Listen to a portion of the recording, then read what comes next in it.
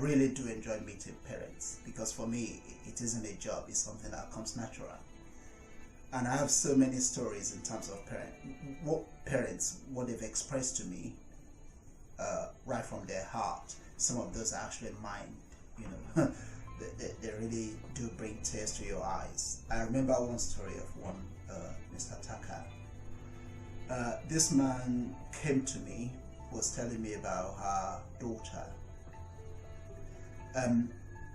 One of the things that her daughter reported to her, her daughter told her about what happened in school, and it was about the teacher looking at her, at the daughter in the eyes and saying, "Her,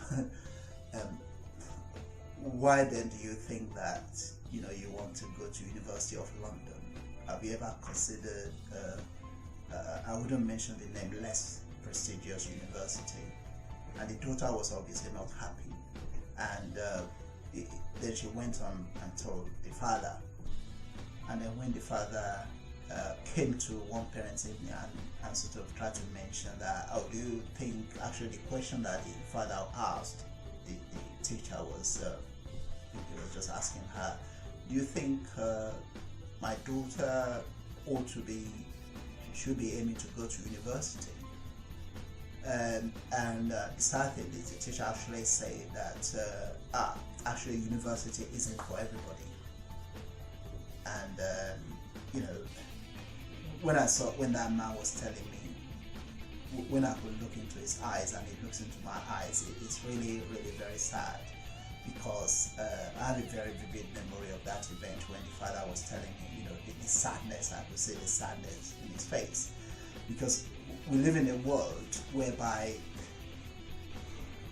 a teacher, for me, a teacher should be somebody who encourages.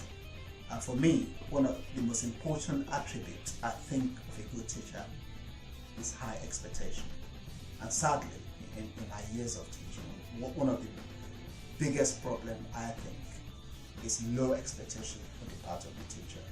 Because if a teacher thinks less of your child, there is no way that your child will achieve better than what the teacher thinks. That is very, very important. Yes, well, sometimes parents can be overambitious or perhaps too pushy, but let's look at the other side of that coin. I'd rather be too pushy or having too high an expectation than, expecting less, because when you have high expectations, it creates a drive in the child and make them believe in themselves, and especially for girls, and a lot of achieving is based on confidence. When you have low expectation, it destroys confidence completely. Back to my little story.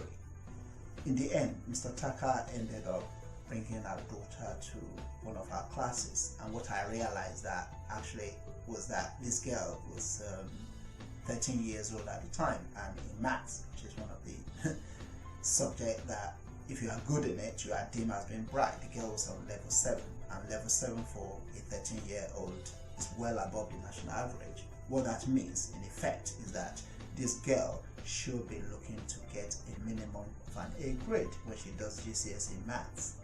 In science, she's also at level 6, which is really good. So I've had so many stories, and what breaks my heart more is when you see teachers having low expectation of a child. I'm not blaming all teachers.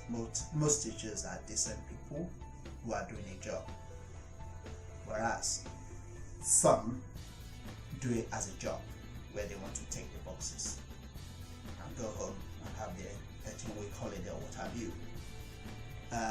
Irrespective of what they want to do, what is important is that a teacher stretches and challenges the child which has been put in their care, and cannot overemphasize the importance of a teacher who demands and who has higher expectation of a child.